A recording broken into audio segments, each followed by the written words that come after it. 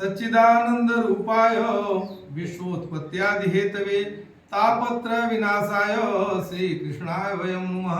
बोलो वृंदावन बिहारी लाल की जय। श्री सत्यनारायण व्रत कथा स्कंद पुराण में वर्णित कथा है। श्री सत्यनारायण व्रत कथा 7 अध्याय की कथा है। इसको सप्त अध्याय कथा कहते हैं। नर्मदा के पावन तट पर यह कथा हुई थी। कथा के प्रारंभिक क्रम में एक ब्राह्मण की कथा है, फिर एक क्षत्रिय की कथा है, एक वैश्य और एक शूद्र की कथा है, महिलाओं की कथा स्त्रियों की है, ग्वाल बालों की कथा है। यह राष्ट्रवादी कथा है। इस कथा में जब जब इन पात्रों ने सत्य के धरातल पर जीवन जिया, इनका जीवन सुखी रहा। जब जब इन लोगों ने सत्य को छोड़ा, तब तक इन लोगों का जीवन दुखी हुआ। यही सत्यनारायण व्रत कथा का मूल कथ्य है।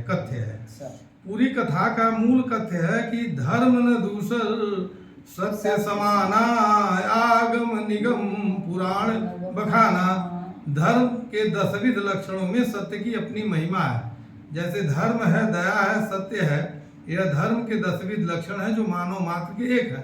स्त्री पुरुष बालक वृद्धवा समस्त जगत के सभी मनुष्यों का धर्म तो एक है, कर्तव्य अलग अलग है। कर्तव्य के दायरे अलग अलग हैं और उनका पालन करना भी धर्म माना गया है। इसलिए इस कथा में हमें अपने कर्तव्यों पर आरूढ़ रहने की बात भी बताई गई है और धर्म के पालन की भी बात बताई गई है।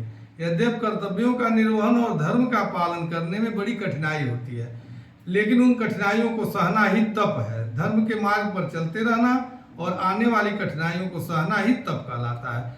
सदगृहस्थी में सत्यनारायण व्रत कथा का बहुत महत्व है। हमें सत्यनारायण व्रत कथा 7 अध्याय ही सुनना चाहिए।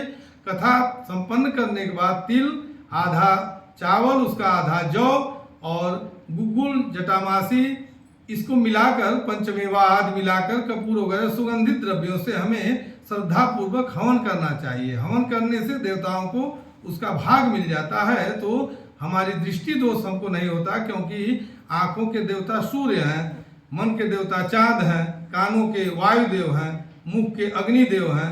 हवन करने से हमारे इंद्रियों के अधिष्ठात्री देवों की कृपा बनी रहती है, तो हमारे इंद्रियों की गति ठीक रहती है। सत्यनारायण व्रत कथा हमें उत्तम जीवन जीने का मार्ग बताती है।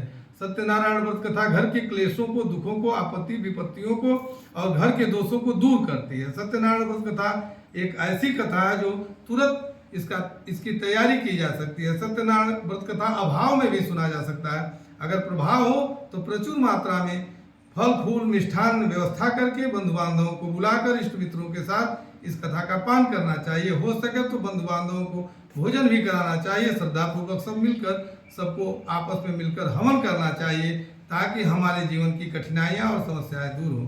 सत्यनारायण व्रत कथा में वह बनिया कहता है कि त्वन्माया मोहिता सर्वे ब्रह्माद्यास्ति द्रियोकसः न जानन्ति गुणम रूपम तवाश्चर्यम इदम प्रभो। हे भगवान, हम आपके गुण को नहीं जानते। आप अदृश्य रहते हैं, दिखते नहीं हैं। हम माया के बंधन में हैं, माया में संसार में रहते हैं, माया से ग्रसित हैं, इसलिए हमसे अपराध हो ही जाता है।